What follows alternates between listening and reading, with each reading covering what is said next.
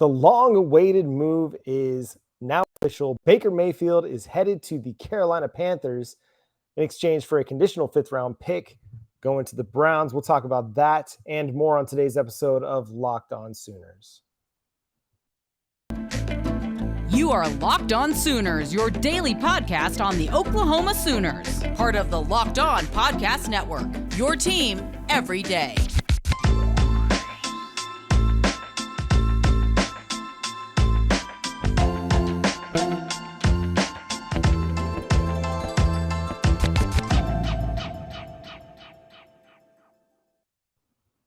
Hey there, Sooners fans. Welcome to Locked On Sooners. My name is John Williams. You can follow me on Twitter at John9Williams. You can follow the show on Twitter at Locked On Sooners and on Facebook, Locked On Sooners Podcast. Thank you so much for making Locked On Sooners your first listen every single day. And make sure to go check out the show over on YouTube. We're free and available on all podcast platforms, but subscribe to the YouTube channel so you can see our faces, our reactions. You can see our guests whenever we have them on. Make sure you go listen to Shehan Jayaraja, who walked us through the conference realignment stuff on yesterday's episode. Josh is joining us as he does every day from 94.7 The Ref in Norman. You can follow him on Twitter at JoshOnRef. How you doing today, sir? Free at last. Free at last. Baker Mayfield no longer tethered to the Cleveland Browns. Sooner fans can rejoice. Their savior from several years back and fan favorite to be for really all eternity, former Heisman Trophy winner Baker Mayfield, no longer a Cleveland Brown, now obviously is heading over to the Carolina Panthers. What do you make of this move, John? I think, for me, initial reactions, the Panthers didn't have to give up that much to get a former number one overall pick in Baker Mayfield, to get an established starter. And let's call it what it is. With Baker Mayfield, we can nitpick and we can break down things that we've liked and things that we've disliked about Baker Mayfield's NFL career so far. But the guy has won football games in the National Football League, and there's no getting around the fact that he's a bona fide NFL starter in my mind. So for Carolina, from that perspective, to really worst case scenario, give up a fourth-round pick, and, oh, by the way, only have to pay $5 million, let's round up here, and the Cleveland Browns are taking care of the rest of this money for Baker Mayfield. To me, that's a slam dunk for Matt Rule. It's a slam dunk for that front office, that specifically for Rule and his future in Carolina. They're trying to win, man, and they got to win right now. Yeah, Matt Rule doesn't have much time to continue to try to build a team. He's got to find a way to get some success in Carolina to stave off some of that hot seat discussion that we're already starting to hear only after a couple years with the Panthers. I think it's a great addition for them, especially for the compensation they had to give up. Anytime that you can give up a pick outside of the top 100 for a guy who started as many games as Baker Mayfield has done, it's an easy deal to make if you're an NFL team. Because, like you said, at worst, it's a fourth-round pick. Baker Mayfield started 60 games in his career. He's thrown for more than 14,000 yards. He's thrown 92 touchdowns. Yes, 56 interceptions. But he's thrown a lot of passes in the NFL. Not always is a situation completely on one player. I'm very much opposed to the idea that wins are a quarterback stat, because it takes 53 guys on an NFL roster, a whole host of coaches on an NFL coaching staff, a front office that knows what they're doing, and an ownership that's willing to buy into a vision that will lead to success. I'm a Dallas Cowboys fan. Supposedly, we arguably have all the talent in the world all the time. What has held us back at times? Coaching, culture. It's not always on the quarterback. And while Baker Mayfield has had his ups and downs, let's be real. He's the guy that gave them their first playoff win in this current franchise, or since like 2000, or I can't remember what the stat was, but it's been more than 20 years. Anytime that a guy is able to help you do something you've not done in more than 20 years, that's pretty significant. For all the warts, Baker Mayfield was a big part of restoring that franchise into a respectable NFL team. And yes, some of the issues are there. The turnovers are not great. You don't want those things. but let's respect the effort. Let's respect what he was able to do there for the Cleveland Browns. And now he gets an opportunity to have a fresh start with Carolina on a team that has some really nice talent around them and a coach who's going to be coaching for his NFL career at this point. I mean, Matt Rule, I don't want to say he's a lame duck coach because I think he's still got some years on his contract, but I do think he's a guy that's going to have to make something happen significantly this season, especially in an NFC South division that's Tampa Bay and then everybody else. New Orleans is without Sean Payton and Drew Brees. Atlanta, they traded Matt Ryan away and going with Marcus Mariota. That's not a team that I'm excited about in the NFC South.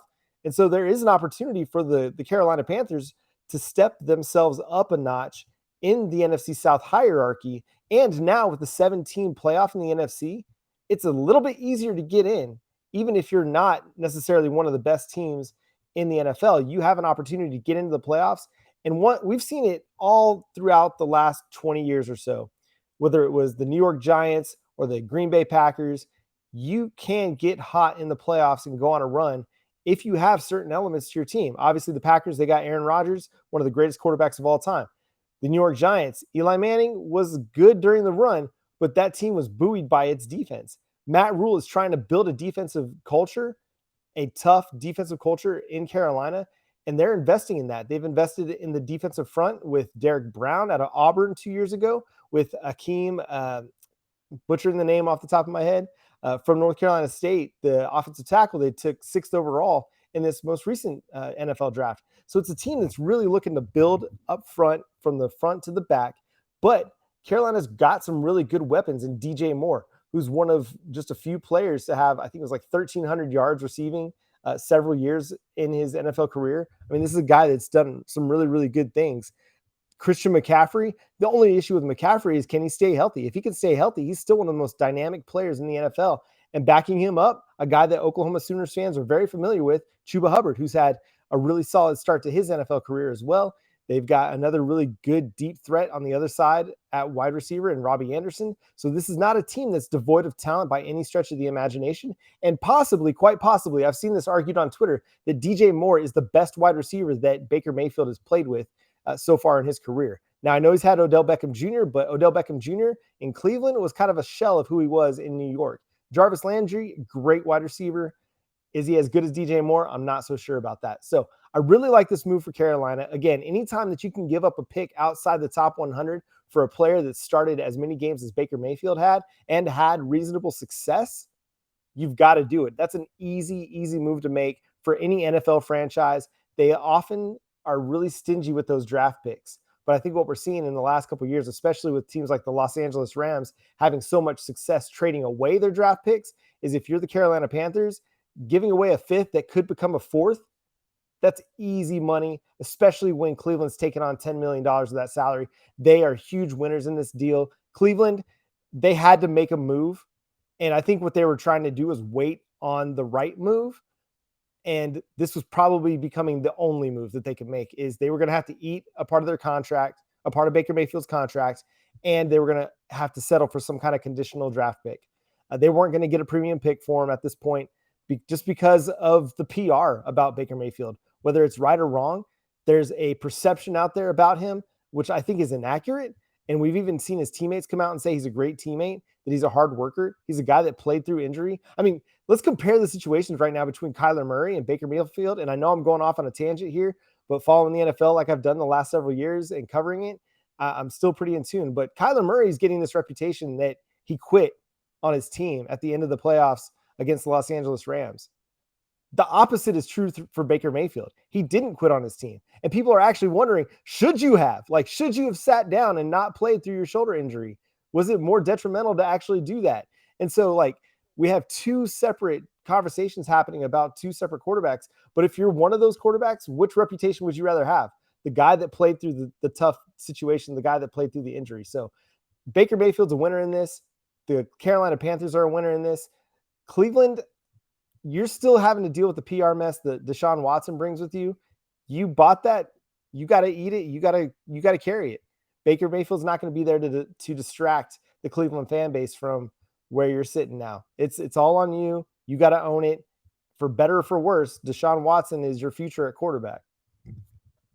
He is. Deshaun Watson now officially, we thought obviously that was going to be the case just with the amount of money that guaranteed money that Cleveland poured into Deshaun Watson's contract to ultimately pry him away from Houston. We knew that even with everything looming over Deshaun Watson, that was the direction they had chosen for their future, and that Baker Mayfield, really outside of maybe this season, as Deshaun Watson, again, we're still waiting on what that suspension officially might look like from the NFL. But we have a pretty good inclination that there will be some form or fashion of a suspension from the NFL coming the way for Deshaun Watson.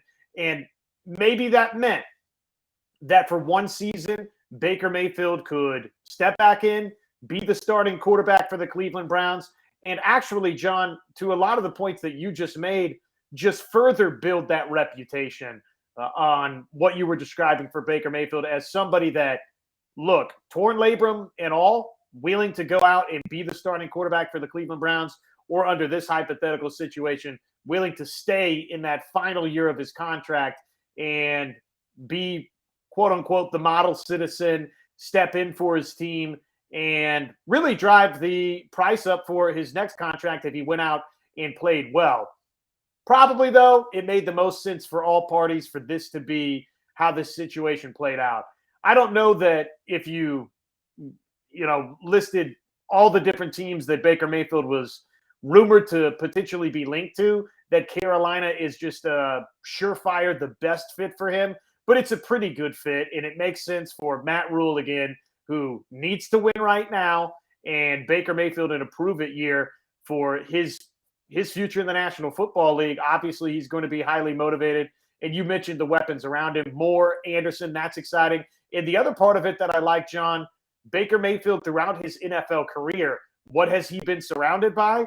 He's been surrounded by great running backs. When you think of Nick Chubb and you think of Kareem Hunt in Cleveland, he's got that. Now, it's a little bit different type of running back, obviously, in Christian McCaffrey, and you nailed it.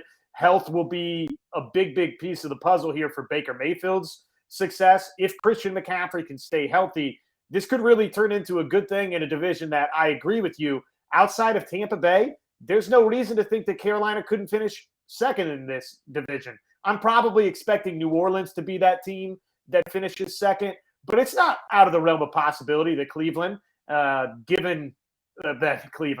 Baker Mayfield, given his time and experience in Cleveland, could lead Carolina to that second place type finish. It's a possibility. Yeah, I agree. I think, we know in the NFL, there's a lot of parity. That's what they've really tried to manufacture in the league with the salary cap, with the NFL draft, is making sure that everybody's kind of on this level playing field, and you're like +1, +2, or -1, -2. It's an 8-9 win league. And if you can get to 9 wins, you have a really good chance of making the playoffs. So it's really going to be something, man. And the Carolina Panthers, they open the season week 1 against the Cleveland Browns. And we know what Baker Mayfield's like when he's got a bit of a chip on his shoulder. So that's going to be a lot of fun. It's going to be must-see TV. If that's not the Fox or CBS game of the week, then what are we even doing with programming at this point? Like, that's like a WrestleMania style main event, a grudge match, if it were, especially if Deshaun Watson, for some strange reason, is actually able to play football week 1, which I have zero. I put a 0% chance on that actually happening, but you never know with the league. You never know with Roger Goodell. Anything is possible. Anything is up on the table. You never can guarantee what's going to happen with that guy. So Baker Mayfield to the Panthers. Let us know how you feel about the move. Do you like it? Do you hate it? Would you rather him go somewhere else? Let us know in the YouTube comments. We'd love to hear your feedback on that. Seattle was another team that was rumored to be heavily interested in him. And oddly, I saw Miami pop up at one point in time. I was like, no, they got Tua. They're locked into Tua. That's not happening. But Carolina, I think it's a solid fit.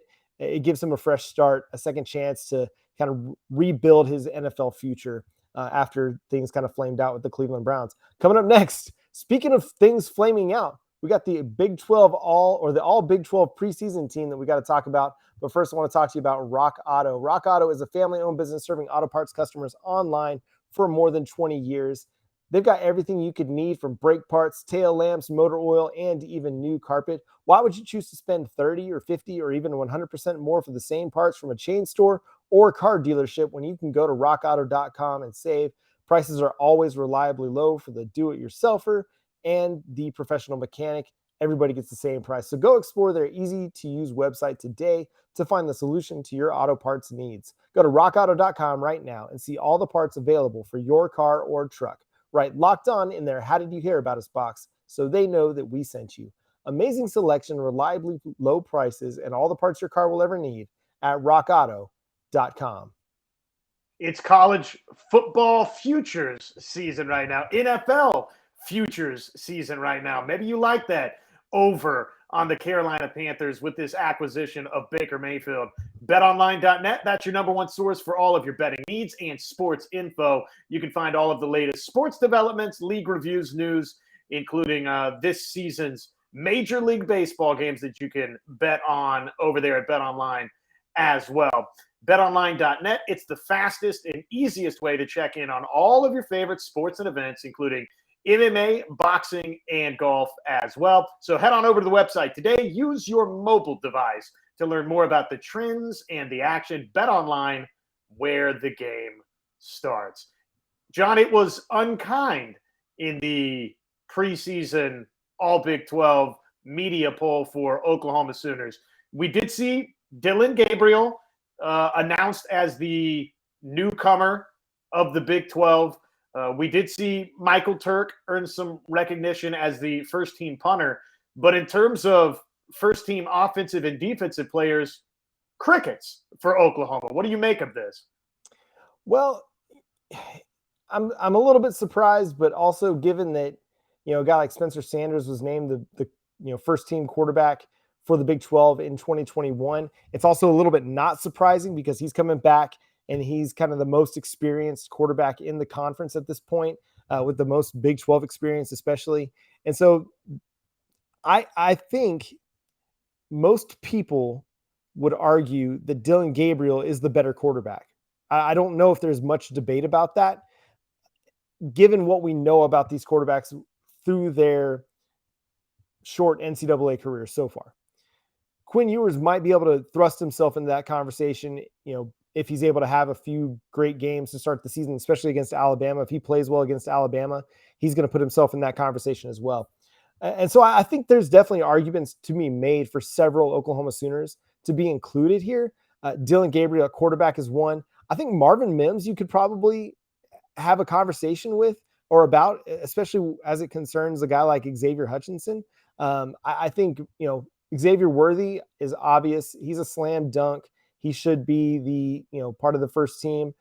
But Xavier Hutchinson and Quentin Johnston, both players that are really, really good, both players I like a lot. I don't know if they're necessarily surefire first team all Big 12 preseason selections over a guy like Marvin Mims. I think you can make a case for Anton Harrison along the offensive line, though, Baylor's offensive line is great, so you don't really have many qualms about that. And then on the defensive side, the only two guys I could really come up with that should get consideration were Key Lawrence and Woody Washington. Yeah, we'll see. Maybe one of Oklahoma's linebackers before it's all said and done. Obviously, Deshaun White brings back a ton of experience to Oklahoma. There's a lot of buzz about what perhaps a Danny Stutzman as soon as 2022 could morph into. We keep thinking and talking about this talented group of freshmen, Jaron Kanek, Kobe McKenzie, Kip Lewis. I mean, does one of those guys emerge as an immediate star for Oklahoma?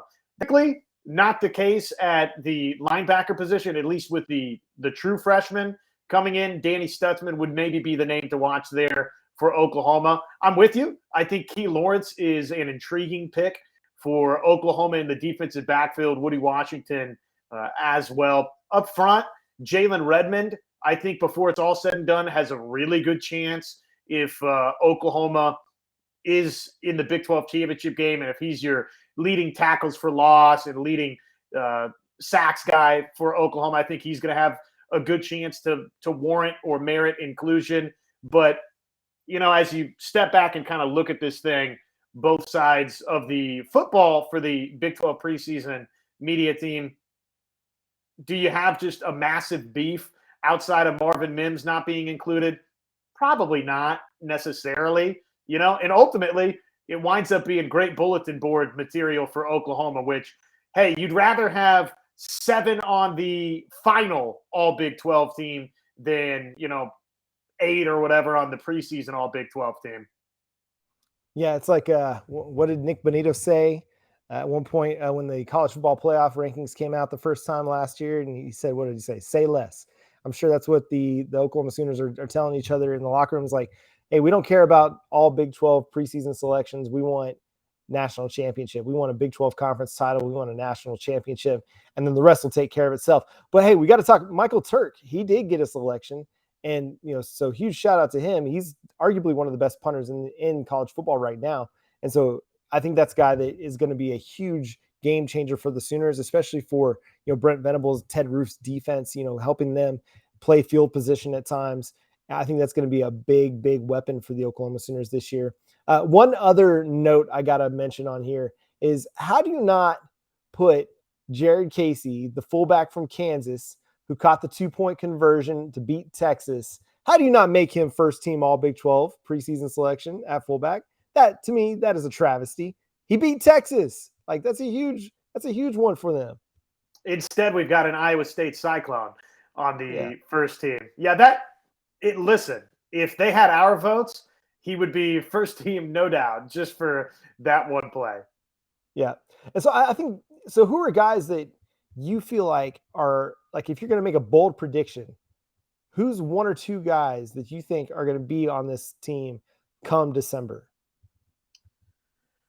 I think Marvin Mims, to me, is going to wind up being a first-team wide receiver. I don't know if that's not in the bold category. I think when it's all said and done, Dillon Gabriel will be the first-team quarterback from the Big 12. So I think in addition to newcomer of the year, I think they've got that right.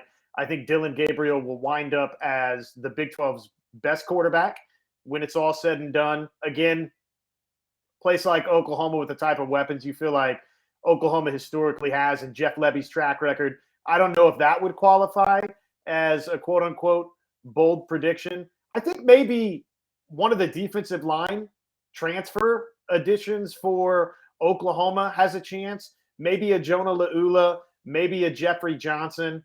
I thought this is something we can dive into later in the week. We the other piece of news we got today was the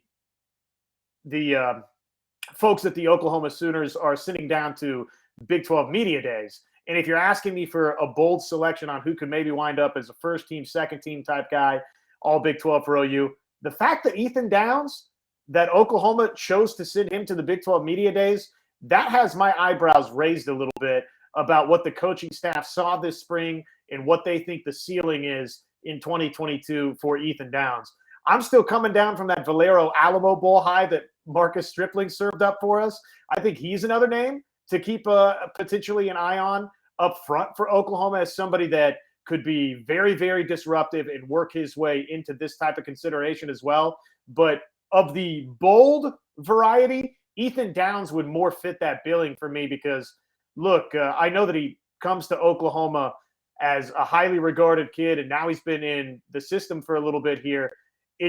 I've seen less of Ethan Downs than obviously we've seen of maybe a Marcus Stripling. So he would fit into that bold category for me. And given the way Oklahoma's sending him to Big 12 media days, John, I don't know that it's the craziest thing that by season's end we could be talking about that with Ethan Downs. Yeah, I love the Ethan Downs pick. And, if you've been listening to the show, Josh knows it. Marcus Stripling, that's my guy. I'm already looking forward to Toby Rowland's first call of a strip sack. That's going to be magical.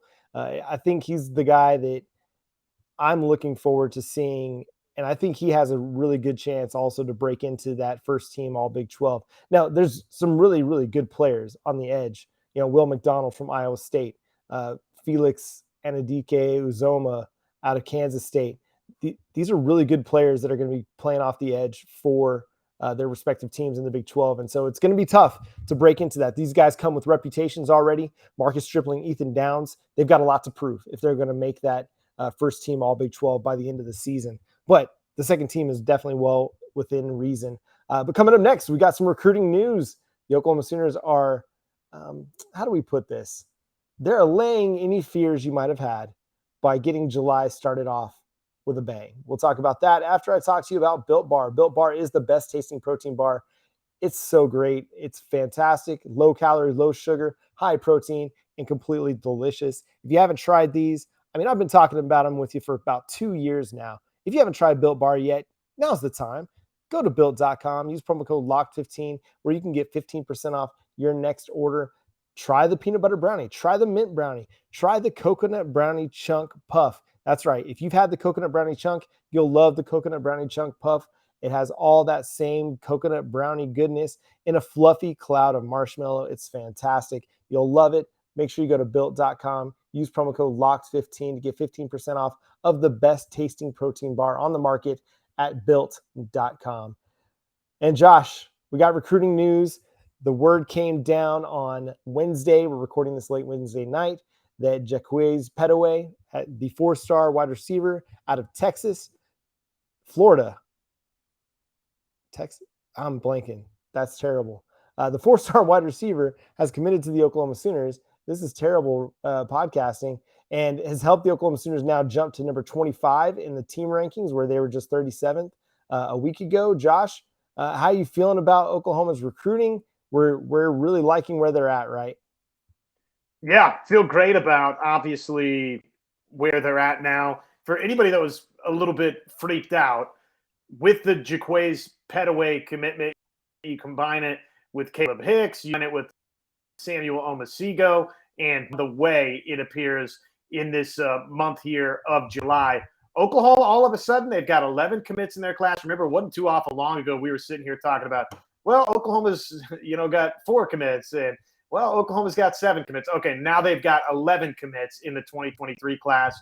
And for anybody that was concerned, again, not too far removed from Oklahoma being, 42nd, I think, in the 247 Sports composite team rankings a couple of weeks ago. Now they're all the way up into the top 25. They're number 25 nationally. And again, I think a commitment very soon coming from one Mr. Green that fans can look forward to, and several others on the way in July. So no reason to panic. There was never a reason to panic for Oklahoma fans. I watched a little bit of Jaquaize Pettaway's film. Man, this kid can absolutely fly.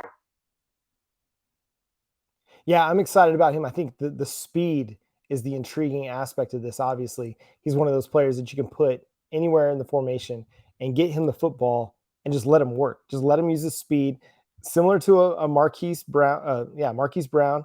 And you can throw him the football in the short area of the field, let him make guys miss and get yards after the catch. You can try and work him deep and get big plays down the field. The recruit out of Texas, the 4-star player. So one thing I really like to look at over at 247 Sports in their team recruiting rankings is the average score for their recruiting classes. So yeah, Oklahoma might be sitting at 25th right now, but their average score of like 90.05 puts them at 12th. Only 11 teams currently have a better average recruit score, meaning the average rating for the recruits they have committed to their recruiting class. Only 11 schools have a better average score right now than Oklahoma. So that makes you feel pretty good. Obviously, there's going to be a lot more coming. Anthony Evans, I think that's going to be one that's coming down the pipeline as well. You mentioned Caden Green. There's going to be a lot of big names for the Oklahoma Sooners coming in the month of July.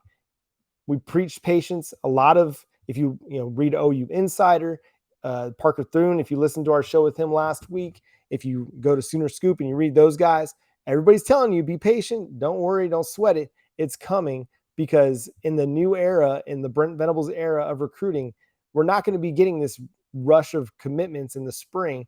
A lot of likely is going to be the summer, and it's going to be late summer where we start seeing more of these commitments happen. No surprise that Oklahoma is starting to make their way up the team recruiting rankings at this point. And I really like where they're at. I think they're going to be, hitting several home runs as the next few weeks go along as well. Josh, anything else that you want to mention on recruiting before we let the folks go? Well, just the comparison you made to Marquise Hollywood Brown, I would toss another name in. I think Pettaway reminds me a little bit of, say, a D.D. Westbrook as well. You just think of that type of speed, the ability to get vertical in the passing game, and then the quick twitch. I'm going to say a name that might not excite a lot of Oklahoma fans, but I see a little bit of Mario Williams when I watch his tape as well. Some of the things that Oklahoma last year wanted or tried to do with Mario Williams, and just the body type. He's not that 6'4", 6'5" receiver. He's right there, right at about 6 feet tall. Pettaway is. I think that's positive too, John, when we start thinking about Oklahoma's wide receiving core projecting forward. We saw the first couple of signees that Lebby and this offensive staff, some of it obviously the same faces on the staff, but really since Lebby took over, we saw what? We saw Jaden Gibson and we saw Nick Anderson. It kind of felt like almost most of the offers out there for Oklahoma were those bigger body type wide receivers. I think it's good. I think it's healthy for Oklahoma to have a mix and match approach in the wide receiver room. Jaquaize Pettaway is a little bit different receiver than some of the other guys that Oklahoma's obviously signed and has recently earned commitments from. So I think that part of it is really exciting for Oklahoma fans. So Pettaway is the number 47 player currently in the 2023 class. He's the number 8 player in Texas and the number 8 wide receiver. You got to love that. Like if you're an Oklahoma fan, that's got to get you really, really excited. They add him over the weekend. They added Samuel Omasigo. They also added Phil Picciotti up out of Pennsylvania. So that's 2 really good additions to the linebacker core as well. And then we get Pettaway to the wide receiver room. I really like what Brent Venables is doing. We're adding depth. We're constantly going to be looking for talent. We're going to put all this competition together. Somebody on Twitter said, man, the linebacker room is going to look really crowded. I was like, yeah, it will. And the cream will rise to the top, and that's good. You want competition. It's never a bad thing. The best players will play. Brent Venables will make sure that the competition is right so that at every position group, there's going to be enough competition that makes everybody raise their game, and that's only going to benefit the Oklahoma Sooners moving forward. But that's going to – oh, go ahead, Josh.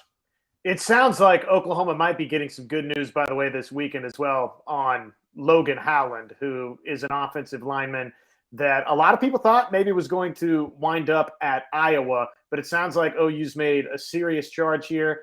That's no guaranteed thing, but you start thinking about what this offensive line class looks like with a Joshua Bates, with a Heath Ozida, with potentially Logan Howland, with potentially Caden Green, and all of a sudden up front, what Oklahoma might have in this class could be very, very impressive as well. Yeah, that's really exciting to hear. And I mean, if Jim Ross, the former voice of the WWE, current voice of AEW, longtime Oklahoma Sooners fan, is out there quote tweeting your tweets, you better come. Otherwise, he might send some Jack Swagger or Dr. Death's passed away, but some WWE or pro wrestling guys at you. So anyway, I just love good old JR. Just very fond memories from my early childhood when he was still commentating for WCW, and then when he went to the WWF, WWE. I don't know. Sorry. I just have a fond spot in my heart for good old JR. But that's going to do it for today's episode of Locked On Sooners. Thanks so much for tuning in. Make sure you subscribe to the show wherever you get your podcasts for free and available on every platform. Go subscribe to the show over on YouTube. We love just interacting with you guys over there. Love seeing your comments, seeing what you got to say about the show, about the team. Let us know, again, how you're feeling about the Baker Mayfield trade, how you're feeling about the recruiting class now that we're starting to see the dominoes falling a little bit. And then also what you think about the first team, all Big 12 preseason team. Make sure you go check that out as well and let us know. Is there a Sooner on there you feel like was snubbed a little bit? We'd love to hear your thoughts on that. But until tomorrow, also coming up later in this week, we'll have the show either for the weekend or early next week. But we got Heath Ozida coming on the show. We're going to continue to knock down the 2023 recruiting class and let you hear from them, get to know them a little bit before they step on campus and become Oklahoma Sooners officially. That's going to be later in the week. So for Josh, I'm John. We'll catch you next time. Boomer Sooner.